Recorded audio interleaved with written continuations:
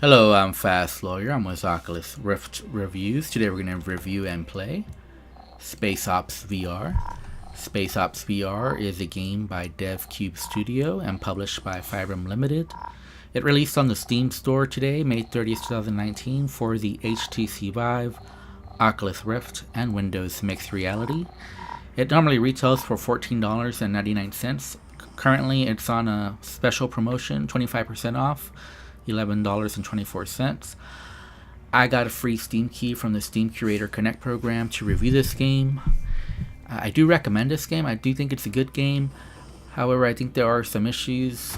This is an odd game, and the thing that really struck me at first was how you couldn't pick the map that you wanted to play. And so I don't know how many maps there are. I think I played 4 different maps, and some of them repeated, but I don't know the actual number of maps there are. I couldn't find that information anywhere. However, even though there's an unknown amount of maps, and let's just say there might be 4 or there might be more than that, there's not a big visual variety between them. So they do look different. They're obviously not the same. But a lot of the themes are repeated. In other words, a lot of the assets are repeated. You can tell, okay, this looks familiar. I've seen this before, but this map is different.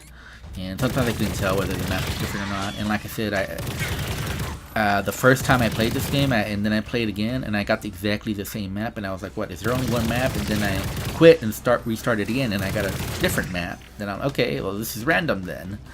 And the reason I say that is odd is because there's a lot of focus on doing the map quickly.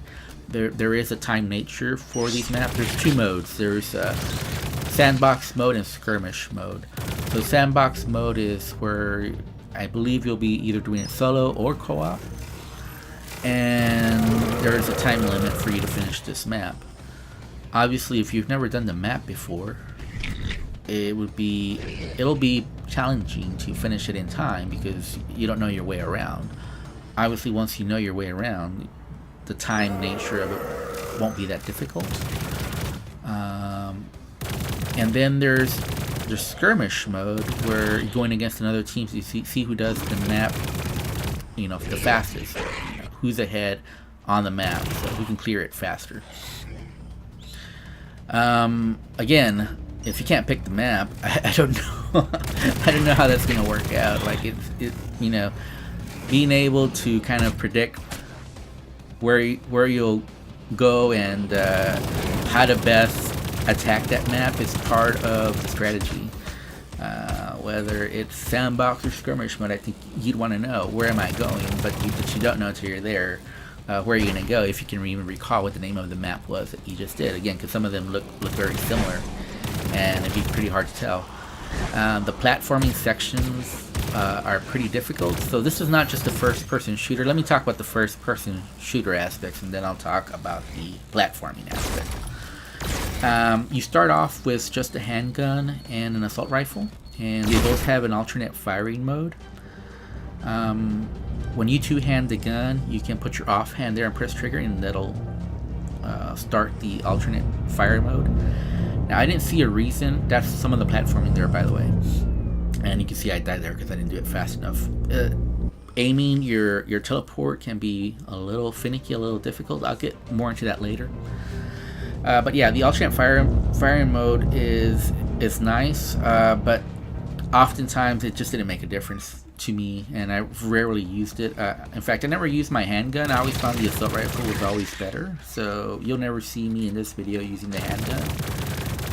I found the assault rifle just to be way better overall, no matter whether it was the normal firing mode or the alternate firing mode. I did use the alternate firing mode for one type of enemy because it was a lot better, but for the most part, just the normal firing mode was sufficient. I didn't really two-hand it very often. I found it didn't really help. The enemy AI was not the best. As you can see here, I found a spot where I can basically just cheese the enemies and just pick them off from this location. For me, the enemies just didn't seem to do a good job of getting behind cover or trying to flank you or anything. They seem just to go towards you, and basically all it is there's a long reload to your weapon. So you fire, you kill one enemy, You're gonna have a long reload, so you just teleport to the other side of the map, get behind cover, just rinse and repeat, and that's really the strategy.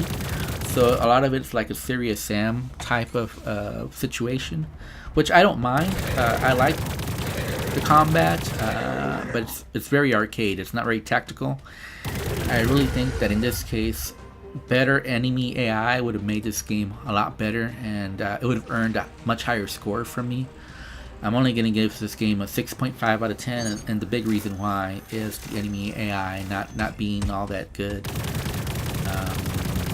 As you can see, a lot of them just charge right at you, and when you run out of ammo, you just basically run behind cover, teleport out of the way, and basically that's all you're doing. Just make sure you don't get cornered by enemies coming from 2 different directions, a pincer move on you.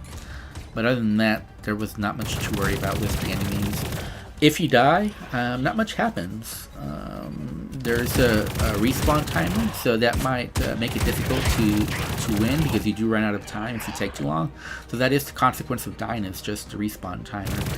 But basically any enemy that you kill stays dead, any damage that you've caused stays damaged. So as far as that, death is not a big thing other than the time that you lose, which is a big deal, especially when you don't know the map very well. I thought the aiming was weird, and where you place the weapons was weird. It's kind of a weird location to holster the weapons. I think that can be improved. A lot of games just have you put the weapons on your chest or put it on your back. I would have preferred that, or hip holster the current box off to the edges of your screen, and I don't think it's the best idea. As far as the platforming, this is part of the platforming. As you'll see, it's a lot of like Simon Says, or that's not really the right word, but where you can go forward and then you have to stop when those lasers start showing again. They stop and then you can start moving again. So this was actually easy platforming. The more difficult one is where you do have to teleport.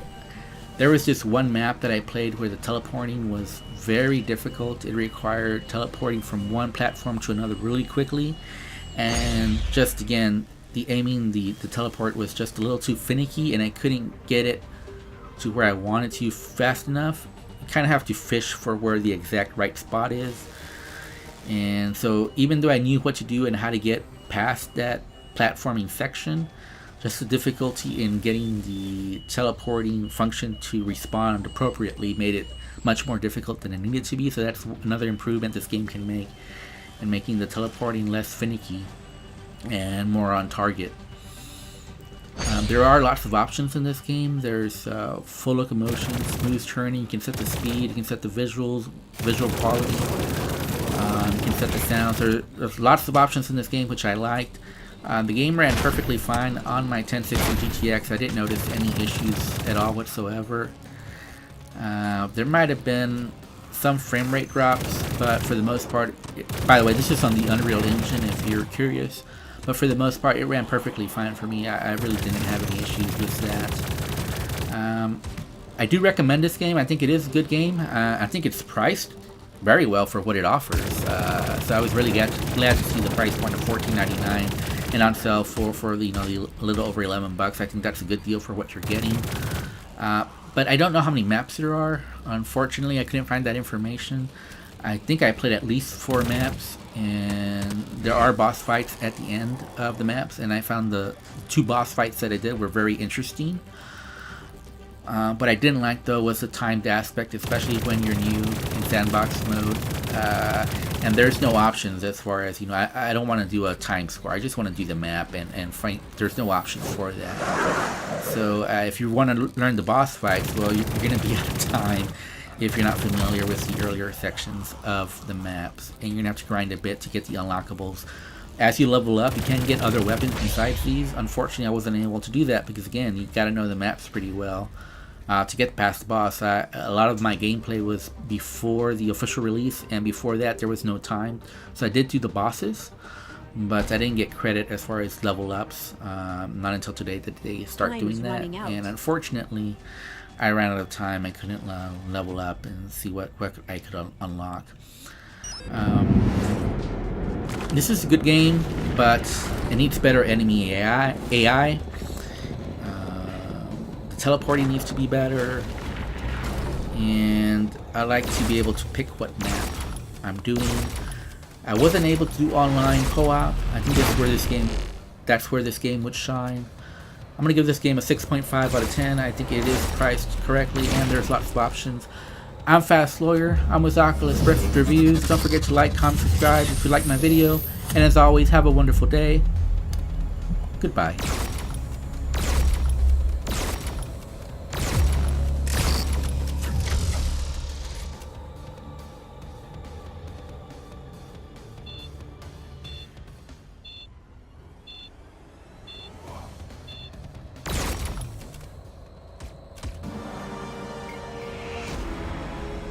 Time's up.